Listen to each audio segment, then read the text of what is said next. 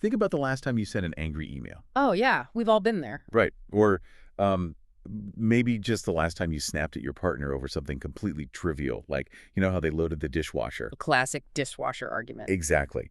And in that 30 seconds it took to hit send on the email or to just raise your voice, your prefrontal cortex, which is the logical reasoning center of your brain, was just effectively offline. Yeah, completely shut down. Clinically speaking, you were basically in a trance. The trance. Which sounds dramatic, but it's true. It is. I mean, it's a profound biological hijacking. The limbic system basically just takes the wheel at that point. It floods your body with cortisol, with adrenaline. So you're basically in fight or flight. Exactly.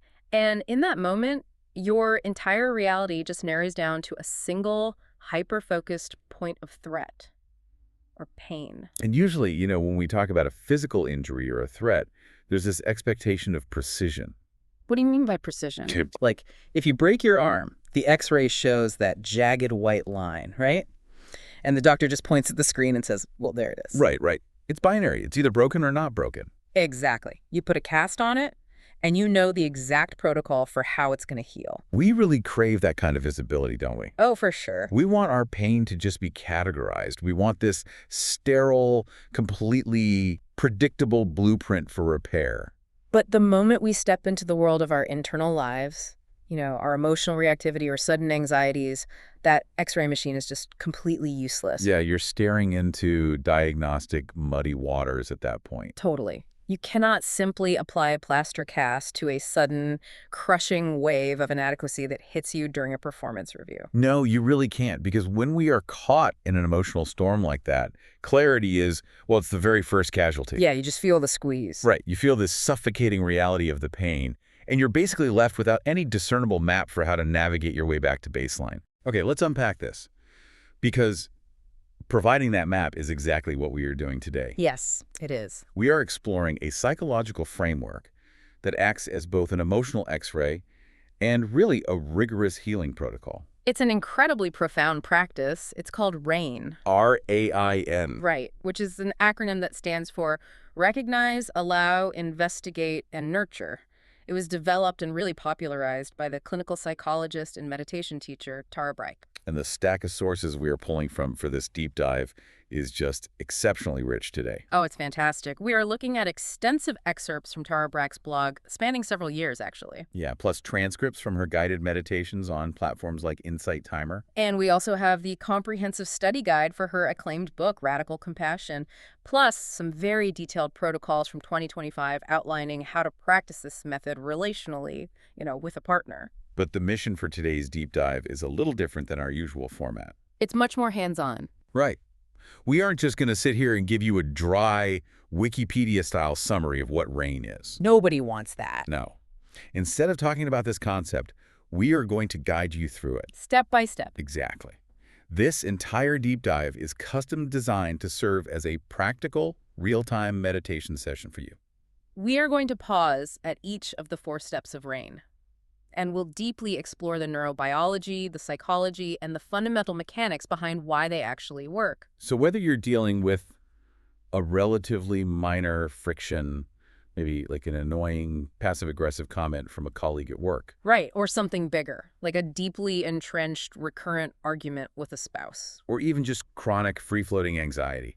This tool is really designed to be a portable sanctuary for you. So wherever you are right now as you listen to this, we are inviting you to use this time as an active experiment. Yes. But before we dive into the actual mechanics of the acronym itself, we have to establish the baseline. We have to know what we're treating. Right. We need to define the exact psychological state that RAIN is attempting to cure. Because, you know, administering an antidote without understanding the venom is just entirely pointless. Well, the sources define this venom in a very specific, pervasive way. Brach identifies what she calls an epidemic of feeling personally deficient. An epidemic. That's a strong word. It is, but it fits. She terms it the trance of unworthiness. And this isn't just your standard insecurity. It's the difference. It's this constant low-grade and frequently high-grade nagging sensation that something is fundamentally wrong with me. Oh, wow. Yeah, it's that merciless inner judge, isn't it? Exactly. The voice that never sleeps. The one that reviews every single conversation you had at a party and points out exactly how awkward you sounded. Ugh, I hate that voice. But why do our brains even do that? Well, the underlying neurobiology of this trance is deeply rooted in our evolutionary wiring. We are essentially battling millions of years of negativity bias. Right, and confirmation bias, too. Yes, our ancestral brains were highly optimized to scan the horizon for danger, for predators, basically for whatever is wrong in the To environment. keep us alive. Exactly. But when there are no immediate physical predators around, that hypervigilant scanning mechanism just turns inward.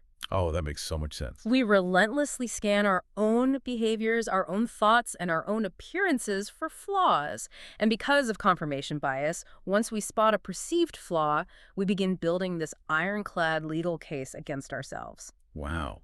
We just curate the evidence of our own inadequacy. We do, and Brock points out that when we are caught in this cycle of feeling unworthy, we enter a literal trance state. We just lose touch with reality. Completely. We forget our broader identity, our inherent value, and we instinctively armor up. We put on what the texts refer to as the ego spacesuit. The ego spacesuit. I love that visual. It's very evocative. But, if I think about the actual function of a spacesuit, it's designed to keep an astronaut alive in a lethal vacuum.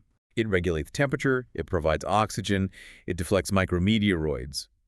So if I have constructed this elaborate psychological spacesuit to protect myself from the vacuum of rejection or the radiation of criticism, why on earth would I want to take it off? That's a very fair question. I mean, it sounds like an evolutionary triumph. And initially, it absolutely is. The ego spacesuit is constructed from our childhood survival strategies, Like what?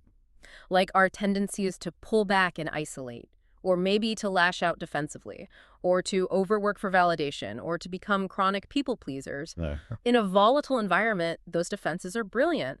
They ensure our basic needs for safety and attachment are met. So they kept us safe. Exactly. The insidious problem, however, is that you are no longer in the vacuum of space, but you are still wearing the suit. Oh, man. It makes me think of wearing a heavy, insulated winter coat indoors. Yes, that's a perfect analogy. Like it saved your life when you were out in the blizzard, but now you've made it inside. You're sitting in a heated living room. And you're just sweating. Sweating, suffocating, completely miserable.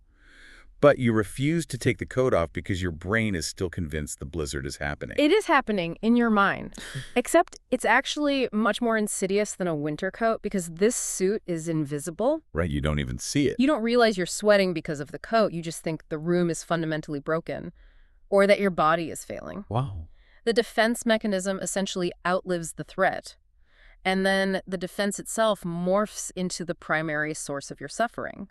It cuts you off from authentic connection, from intimacy, from the fresh air of reality. And the source texts ground this concept in a deeply personal, vulnerable anecdote from Tara Brach herself, right? Yes, this isn't just theoretical for her at all. She describes a period, roughly a decade prior to writing these texts, where she entered a severe phase of chronic illness. Her mobility was heavily restricted. She was dealing with intense fatigue, and she totally lost her ability to function at her normal, high-achieving baseline. Which is terrifying for anyone. Absolutely. The physical decline completely stripped away her primary coping mechanisms. Right, because she could no longer use her productivity or her teaching or her physical vitality to validate her worth. And without those external validators, the Ito spacesuit just completely collapsed inward. She actually noted that she became incredibly difficult to be around. She admits that. She does. She says she was impatient, irritable, completely self-absorbed by the pain. But the critical distinction the text makes here is between the primary pain of the illness and the secondary suffering of the trance. That is the key difference. She was sitting in meditation one day, grappling with this intense physical discomfort, and she heard this embittered inner voice say, "I hate living like this." Which is an entirely understandable reaction to chronic pain. Completely understandable. But within seconds, she says, that thought mutated. It shifted from, "I hate living like this," to a deeply toxic identity-level statement. It became, I hate myself. I hate myself. That's a massive leap. But that mutation is the hallmark of the trance of unworthiness. You have moved from experiencing a painful event to fundamentally identifying as a flawed, irredeemable entity. The suffering just multiplies exponentially. Because you are now at war with your own existence. And before we get into how rain actually dismantles this, I want to touch on a fascinating piece of history from the sources. Because rain wasn't originally coined by Tara Brach, was it? That's right. The framework was first developed back in the 1980s by Michelle McDonald. She's a highly respected senior Vipassana Buddhist teacher. Okay, so it has deep roots. It does, but the original acronym was slightly different. It was recognize, allow, investigate, and the N stood for non-identification. Non-identification, meaning the goal of the practice was to look at your anxiety or your self-hatred and just clinically deduce, I am not this emotion. I do not identify with it. Yes, exactly. The traditional Buddhist approach leans very heavily on cultivating this spacious, almost detached awareness. Like watching clouds pass in the sky. Right. You watch the emotion rise and fall like weather. But as Brack applied this in her clinical psychology practice and her meditation teachings, she noticed a really recurrent friction. What kind of friction? Well, for Westerners, particularly those who are deeply entrenched in self-aversion and trauma, attempting to clinically non-identify with their pain often completely backfired. I can see why. Just feels too cold. Right? Yes. Like, if I am actively hating myself and someone tells me to just logically non-identify with the hatred, I'm just going to feel like I'm failing at meditating on top of everything else. Exactly. It can easily be used as a spiritual bypass. A spiritual bypass. Yeah, like a way to push all those messy, painful emotions away under the guise of being enlightened or detached. Brack realized that you cannot simply logic your way out of a deep attachment wound. No, you really can't. You cannot analyze your way out of self-hatred. You have to actively love your way out of it. That is perfectly said. So she radically shifted the paradigm. She changed the N to nurture. Right. She made active, intentional self-compassion a mandatory step in the protocol. And she moved the concept of non-identification to the aftermath. Like a result of the process. Yes, it became the natural byproduct that occurs only after the emotional wounds have been tended to. That shift from a passive, analytical observation to an active, nurturing intervention is the core of what we are doing today. It changes everything. So, listener, this is where we need you to actively participate. I want you to scan your recent memory for a moment of disproportionate limbic reactivity. A moment where your emotional response just far outweighed the actual stimulus. We are asking you to bring to mind a current stuck place. It might be a recent conflict where you felt yourself instantly go defensive and rigid. Or it might be a lingering feeling of rejection from a social interaction. Or perhaps it's just a chronic, free-floating anxiety regarding your career, or maybe your parenting. Allow the mental film of your life to just roll until you freeze the frame on the moment that most vividly encapsulates the stuck feeling. But we must offer a vital caveat here, straight from the source material. Yes, please listen to this part. Please, do not select a situation involving severe, unhealed trauma for this particular exercise. Right. If the memory carries a strong current of PTSD, panic, or just feels fundamentally unsafe to navigate alone, this is not the moment for it. Select a standard, everyday trigger, a heavy winter coat, not a burning building. Exactly. Now, once you have that specific stuck moment clearly in your mind's eye, allow your posture to settle. If you are driving, please maintain your focus on the road, obviously, but perhaps just loosen your grip on the steering wheel slightly. And if you are seated, take a deliberate, deep breath. Expand the rib cage and let it out slowly. You're signaling to your nervous system that you are intentionally pausing. You have the memory, you feel the friction of it. Good. We begin the protocol. The first step, the R in RAIN, recognize. We don't jump into fixing. We must first map the territory before we can navigate it. Recognizing means consciously, deliberately acknowledging the thoughts, the feelings, and the behaviors that are actively affecting you in this exact moment. The text referred to this as the ouch moment. I love that phrase, the ouch moment. It's great. It is the conscious, jarring realization that your reality is currently being squeezed by suffering. And the technique the sources prescribe here is elegantly simple. You use what they term a mental whisper. A mental whisper. Internally, without speaking aloud, you explicitly name the primary emotion you're experiencing as you view the stuck memory. You might whisper anger or humiliation. Resentment. Yeah. Fear. Numbness. What's fascinating here is that the simple act of naming it changes your brain state. Now, I have to admit, when I first read this part, my immediate reaction was deep skepticism. Really? Why? Because I thought, isn't it painfully obvious when I'm angry?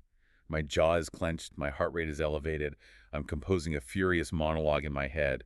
Why do I need to explicitly whisper anger to myself? Doesn't my brain already know the house is on fire? Well, your limbic system absolutely knows. Your amygdala is firing on all cylinders, perceiving a threat. Right. But your conscious awareness, your prefrontal cortex, is largely offline. The nature of the trance is that it is totally consuming. So you're just lost in it. Exactly. In that moment, you don't merely feel angry, you are the anger. You are entirely fused with the emotion. Okay, so it's like having a pebble in your shoe. Let's hear it. You might be hiking for 3 miles, limping, irritable, snapping at your hiking partner, completely miserable. Your nervous system knows there is pain, Yeah, obviously. but you haven't consciously stopped to recognize the source. Recognizing is the moment you stop walking, point your boot, and explicitly say, there is a rock in my shoe. That perfectly isolates the mechanism. The limping is the unconscious trance. The act of pointing and naming is the awakening. Wow. And the neuroscience actually backs this up. The practice of affect labeling, which is putting feelings into words, has been shown to literally dampen the activity of the amygdala. Just by naming it. Yes. When you whisper anger, you are forcing the right ventrolateral prefrontal cortex to engage. You are proving to your own brain that there is an observer in the room who is separate from the emotion. So listener, we are going to pause for just a few seconds. Yeah. We want you to mentally whisper the name of the pebble in your shoe. Look at your stuck place. What is the primary defining emotion? If your mind is immediately trying to justify the emotion or blame someone else, just gently interrupt that story. Bring it back to a single word. Whisper it to yourself now. Oh, Okay, you've named it. You've pointed at the pebble. Now, human nature dictates that the millisecond we locate the source of our discomfort, we want to eradicate it. oh, absolutely. You want to rip the shoe off, hurl the pebble into the ocean, and demand to know who put it there. That is the evolutionary bypass. It's the immediate, desperate urge to fight the pain, to flee from it, or to numb it with distraction. But Tara Brach's framework asks us to do something incredibly counterintuitive here. We do not throw the pebble. No, we don't. Which brings us to the second phase, the A in rain, allow. Allowing means letting the thoughts, the emotions, and the physical sensations you have just recognized simply exist. You just drop the resistance. You make no attempt to fix them, judge them, or avoid them. You just let it sit there. And the mental whisper we use for this step changes. Right. Having recognized fear or anger, you now whisper to that emotion, it's okay. Or simply, yes, or perhaps most profoundly, this belongs. This belongs. It is a radically disruptive phrase to direct at an unwanted, painful emotion. It really is. And the sources illustrate the power of this allowing through a classic Buddhist metaphor. They talk about inviting Mara to tea. Yes, the story of Mara. In Buddhist cosmology, Mara represents the demon. Basically the personification of our deepest fears, our temptations, our toxic self-doubt. And when Mara appears, the instinct of the ego is to draw a sword, to go to war, to banish the demon. But in the stories, the Buddha does the exact opposite. He sees the demon and he says, I see you, Mara. Come, sit, let's have tea. It's beautiful. He offers radical hospitality to his own terror. And the psychological utility of this hospitality just cannot be overstated. When we are triggered, our habitual reaction is instantaneous. The space between stimulus and response is zero. Boom. Right away. Exactly. But by pausing and whispering yes to the presence of the feeling, we short-circuit that habitual neural pathway. We basically wedge a tiny sliver of space between the trigger and our reaction. But this is where I really get hung up on the application of this. But, okay, where's the friction? Well, if I am feeling intensely jealous or completely enraged at a colleague who threw me under the bus, does saying yes to it mean I am validating the rage? Ah, see. Am I giving myself permission to be a fundamentally angry person? Like, if I say this belongs, aren't I just greenlighting my urge to send that scorched earth email? That is the single most common and dangerous misunderstanding of the allow step. It is imperative to distinguish what exactly you are saying yes to. Okay, explain that. You are absolutely not saying yes to acting out the destructive behavior. You are not saying yes to the paranoid story your mind is spinning about your colleague's motives. Then what am I allowing? You are saying yes to the biological reality that the feeling currently exists inside your body. Just the physical reality of it. You are consenting to the present moment. Yes, cortisol is currently flooding my system. Yes, a deep, burning sensation of humiliation is sitting in my chest right now. I used to think of this like a Chinese finger trap. Like, the harder you pull to escape the negative emotion, the tighter it grips you. That's a good way to look at it. But honestly, a better way to look at it might be like an autoimmune response. How do you mean? Well, when we fight our own anxiety or our own shame, our resistance acts like an autoimmune disease. Oh, I see where you're going. The initial anxiety might just be a minor psychological infection, Yeah. right? A passing threat. But our violent resistance to it, our self-judgment that says, I shouldn't be feeling this, I'm weak for feeling this, I need to crush this, it causes our psychological immune system to totally overreact and start attacking our own healthy tissue. That's profound. The original anxiety was a level 2, but the war against the anxiety escalates it to a level 10. That is a phenomenal translation of the mechanism. The allow step is effectively administering an immunosuppressant to your psychological defenses. That stops the war. You are ending the internal warfare. As long as you are fighting the fact that you were ashamed, your cognitive bandwidth is entirely consumed by the battle. Makes sense. When you drop the resistance and say, okay, the shame is here, your prefrontal cortex stops fighting the reality of the present moment and begins to stabilize. So, listener, we are going to pause again. Look at the emotion you just named. Can you offer it a moment of hospitality? Then you mentally whisper yes to it. If you feel massive resistance to saying yes, if your brain is screaming, no, this is awful, I hate this feeling that is completely normal, just allow the resistance. Whisper yes to the resistance. Say to the frustration, it's okay that you are here. Invite it to sit down. Now we cross a critical threshold. We have recognized the pebble, and we have allowed it to simply exist without fighting it. The internal warfare has ceased. Because of that pause, we suddenly have the cognitive spaciousness to shift. We move from merely enduring the emotion to getting deeply, intensely curious about it. Which brings us to step 3, the I in RAIN. Investigate. Investigate with interest and care. This is the phase where we marshal our natural curiosity, our inherent desire to know the truth of our experience. And we direct a highly focused beam of attention onto our present state. Right. Now, when highly analytical people hear the word investigate, the immediate impulse is to go straight to the intellect. Oh, absolutely. We want to solve the mystery. Exactly. I think, okay, let's investigate why I'm so enraged. I'm mad because my boss said my presentation was fine. But she used a specific tone of voice, which obviously means she hated it. Right, the story starts building. Which means my quarterly review is going to be terrible, which means I'm not getting the promotion, which means I am fundamentally falling behind in life. It escalates so fast. But that feels like investigating, right? I'm following the clues. That is exactly what the sources warn against. What you just described is not investigation. It is conceptualizing. It is rumination. Ouch. You are just spinning the narrative of the ego spacesuit even tighter.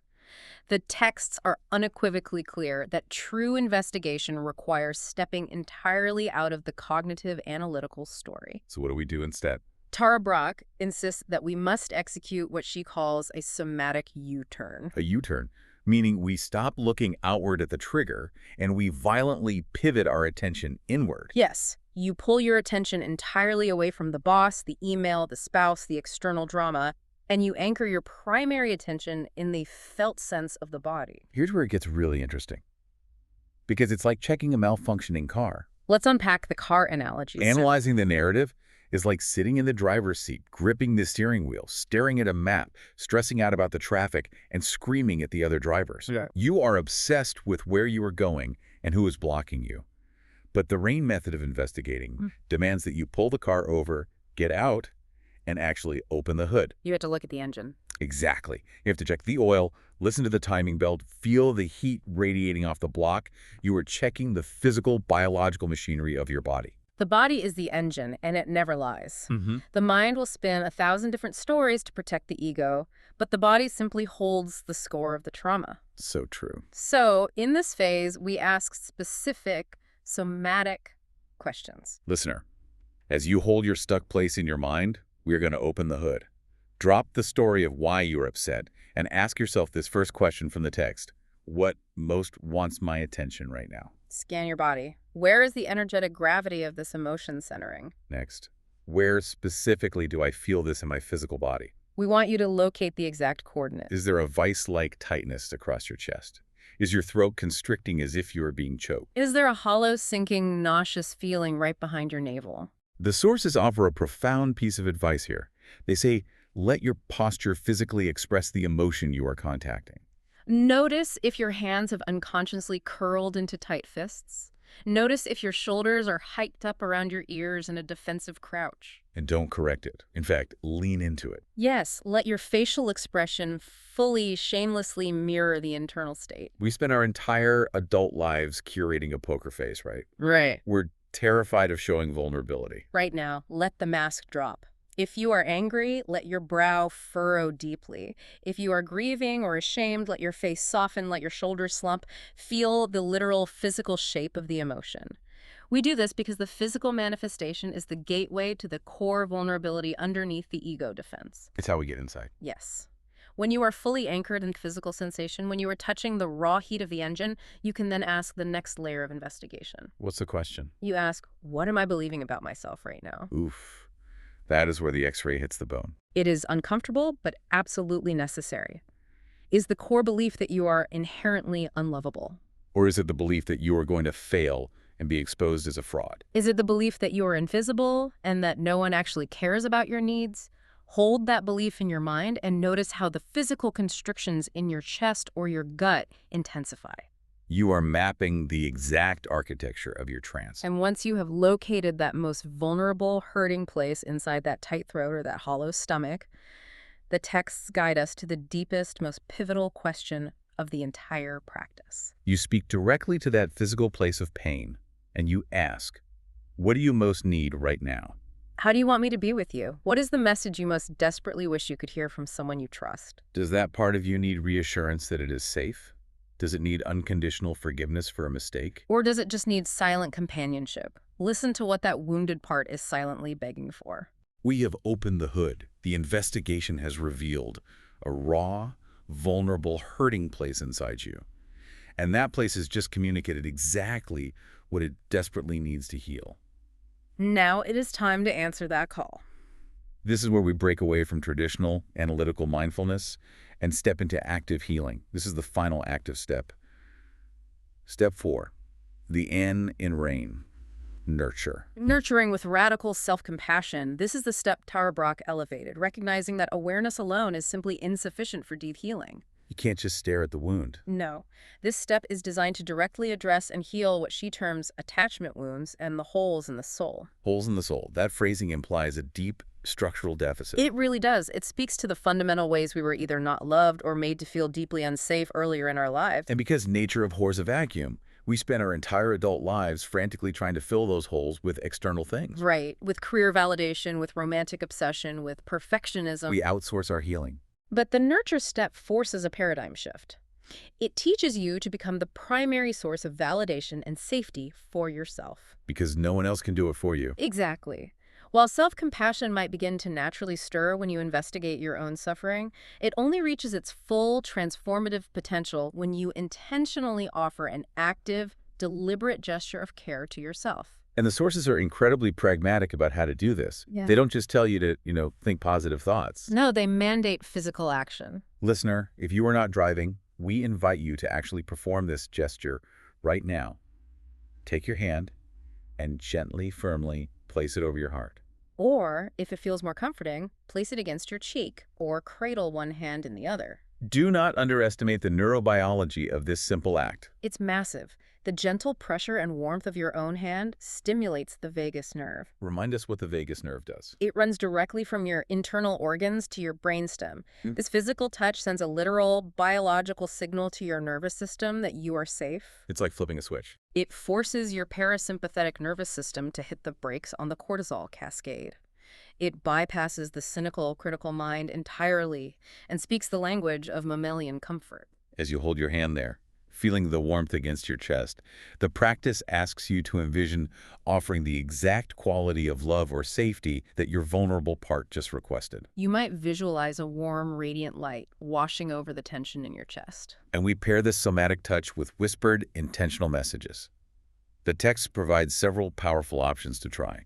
Mentally whisper to yourself, I am here with you. I am sorry and I love you. I see your pain and I'm listening. It is not your fault. Trust in your goodness. Now, it is critical to acknowledge a major roadblock here. The source materials openly recognize that for a vast number of people, especially those deeply entrenched in trauma or a lifetime of severe self-aversion, offering love to themselves feels repulsive. Yeah, it feels fake or hypocritical. or they simply feel too fundamentally toxic to deserve it. Absolutely. I mean, if I spent the last hour mentally berating myself for being a failure, and then I put my hand on my heart and whisper, I love you, my brain is going to violently reject that. Of course it is. The inner critic will just stop and say, no, you don't, you're a mess, stop being ridiculous. When that friction arises, when the self cannot generate compassion for the self, the texts offer a profound alternative bypass. What's the bypass? Instead of forcing the love to originate from your current, triggered, exhausted self, you call upon an external source of pure wisdom and compassion. You essentially borrow their Wi-Fi signal. Exactly. You can call to mind your future self, the wisest, most grounded, most fully realized version of who you are becoming. Or you can call upon a spiritual figure you revere, a beloved, unconditionally supportive grandparent, a fiercely protective friend. The text even suggests calling to mind a beloved pet, because the love of a dog or a cat is utterly devoid of judgment. It's so pure. You hold the image of that being in your mind, and you imagine their love, their strength, and their wisdom flowing through your hand and into your chest. You allow yourself to be the passive receiver of care from a source you already implicitly trust. You just absorb it until your own internal capacity to generate self-compassion slowly rebuilds. If we connect this to the bigger picture, the source texts bring in a brilliant metaphor to encapsulate what is happening here. They reference the classic parable of the prodigal son. Yes, when we examine our internal lives, we usually oscillate between the roles of the two brothers in that story. How so? Well, half the time, we are the grasping younger brother. We run after external pleasures, we are constantly dissatisfied, we create chaos, and we dig those holes in the soul. Right. And the rest of the time, we are the blaming older brother. We are rigid, judgmental, keeping a meticulous ledger of every mistake we've ever made. Constantly building an internal court case against ourselves. We are either reckless or we are ruthless. Exactly. But the nurture step forces an entirely different identity upon us. It demands that we step into the role of the father in the parable. The father who looks down the road, sees the filthy, exhausted exile returning, and doesn't demand an apology. He doesn't ask for an explanation or a promise to do better. He simply runs out, throws his arms around the exile, and offers complete, unconditional, overwhelming welcome. In the nurture step, you are becoming that loving, fiercely protective parent to your own internal exile.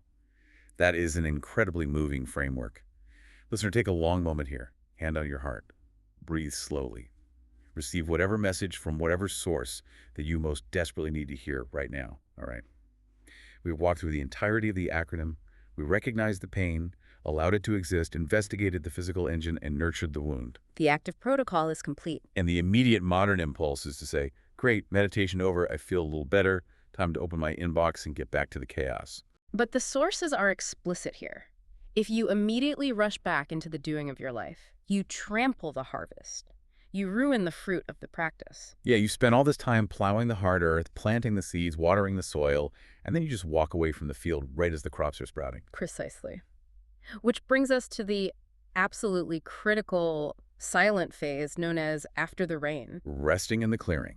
The texts instruct us to intentionally cease all effort. The investigation is over. The active whispering and nurturing are over. Now you simply sit, and you notice the quality of your own presence. This is the moment where we circle all the way back to the original concept from the 1980s, Michelle McDonald's non-identification step. The one that didn't work as a starting point. Right. But by resting quietly in this wakeful, tender space that you've just cultivated, a profound realization organically emerges. You realize, without having to force it intellectually, that you are no longer imprisoned by that tight, limiting sense of self. The trance is broken. You realize that you are not your anxiety. You are not your anger. You are the vast, spacious awareness that is holding the anxiety and anger with compassion. The shift is from a narrow, constricted identity to an expansive, liberated one. The Insight Timer transcript provides a truly stunning piece of poetic metaphor to describe this exact transition. Oh, I love this part. It says, "There is a worm addicted to eating grape leaves. Suddenly he wakes up." Well, it says he wakes up and he is no longer a worm. He's the entire vineyard and the orchard too. A growing wisdom and joy that doesn't need to devour. That perfectly captures the ego spacesuit. When we are caught in the trance of unworthiness, we are the worm. We are tiny. We are panicked. We are hyper-focused on survival. Just devouring whatever validation or defense mechanism is right in front of us. We are consumers of our own anxiety. But after the rain, we wake up. We realize we are not the worm. We are the entire vineyard. We are the ecosystem itself. The visual motifs used throughout Tara Brach's texts constantly reinforce this feeling of natural unfurling. They use imagery of blooming lotuses, of magnolias, of cherry blossoms opening in the spring. These flowers symbolize the natural, unforced opening of the heart. You cannot pry a lotus open. It blossoms organically when the conditions are right. Like the earth softening and blossoming after a heavy spring shower, the natural freedom of our being emerges after the rain. So, listener, just rest in your own vineyard for a moment. Look back at the frozen frame of that stuck place we started with. Notice what feels different in your body right now. Is the chest a little less tight? Is there a little more space behind the eyes? A little more warmth? Just hold that spaciousness. Okay, now that we have traversed this deeply individual internal journey, we must address the reality of the external world. Because we do not live on isolated mountaintops. No, we don't. We live in chaotic households, we work in high-stress offices, and we interact constantly with other human beings who are fully capable of triggering us all over again. How does this profoundly solitary practice expand outward into our relationships? The sources anticipate this exact necessity.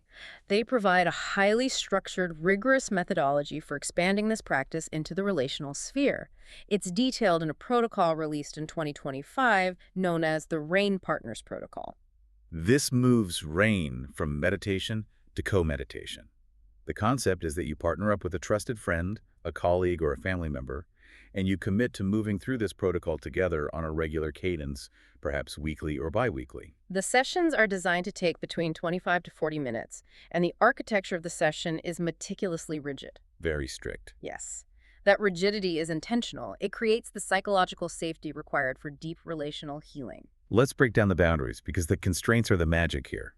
The session begins with 3 minutes of shared, silent meditation, just to transition out of the workday and arrive in the space. Then you enter the sharing period, but here is the catch. It is strictly limited to 2 minutes per person. That time limit is brutal, but essential. It really is. The texts note how incredibly seductive it is to get caught in storytelling.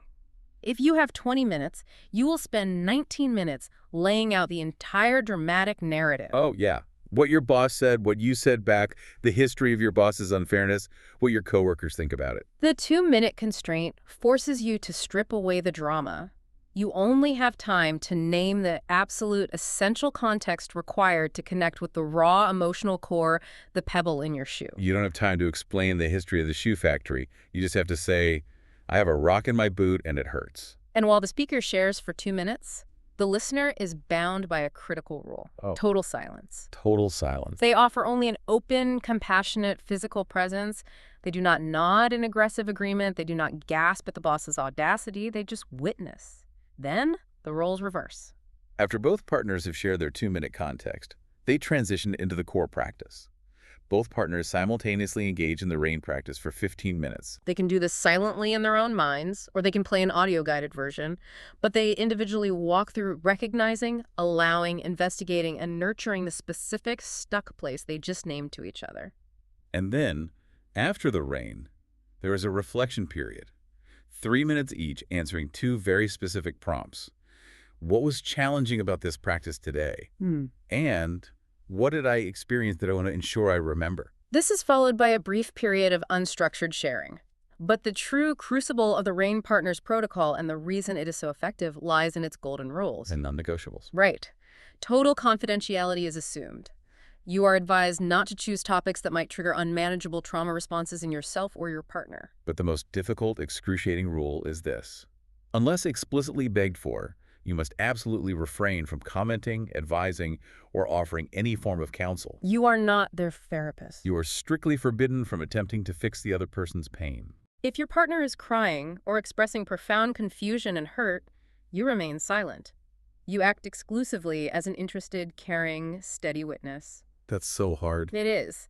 If you feel judgment arising, or the overwhelming desire to interrupt and offer a solution, you are instructed to use mindfulness to investigate your own reactivity rather than projecting it onto them. I have to be honest, as someone who loves to solve problems, that sounds agonizing. It's a huge challenge for a lot of people. If I am sitting across from someone I love, and they are expressing deep inadequacy, my immediate, overwhelming reflex is to solve it. Like, oh, your boss made you feel stupid. Here's a brilliant template for an email you can send tomorrow to assert your boundary. Right, you want to jump into action? Or you feel unlovable. Well, Let me barrage you with a list of 10 reasons why you are the greatest person I know. you are describing the fixing reflex. And while it genuinely stems from a place of love and a desire to alleviate their suffering, it inadvertently undermines the entire mechanism of the practice. It's like watching someone you care about struggle to open a tightly sealed jar. Oh, that's a great comparison. They're straining, their hands are slipping, they're getting frustrated.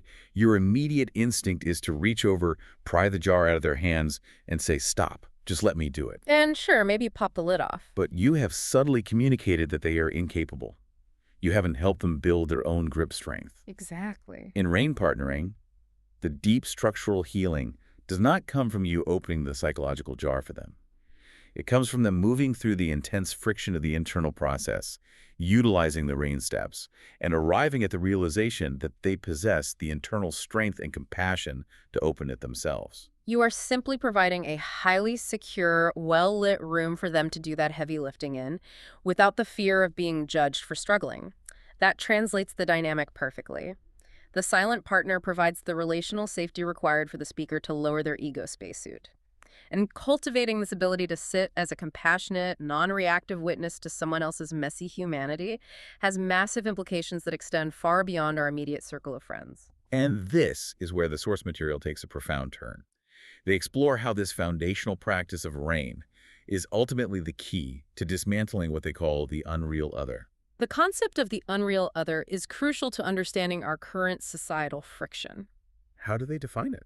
Well, when we are trapped in our own trance of unworthiness, or when our nervous system perceives a threat from an external group, our limbic system demands simplicity. We cannot process the nuanced, complex humanity of someone who is hurting us or threatening our worldview. So what do we do? So we subconsciously strip them of their humanity, we reduce them to a two-dimensional caricature, we make them unreal. They become the villain in the comic book of our lives. They aren't a person with a childhood and fears and a family. They were just the ex-husband or the toxic boss or the entitled millennial. We categorize them so we can easily dismiss them. Exactly. And this flattening of their humanity is highly functional for the ego spacesuit.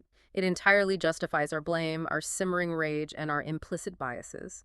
If they're an unreal villain, then my hatred of them is a righteous virtue. The texts note that this psychological mechanism of the unreal other applies across the entire spectrum of human conflict. From the micro to the macro. Right.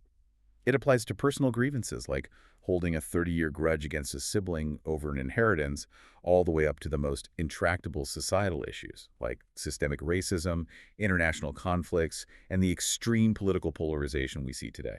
And it is vital to understand that the sources are not approaching this from a specific political ideology.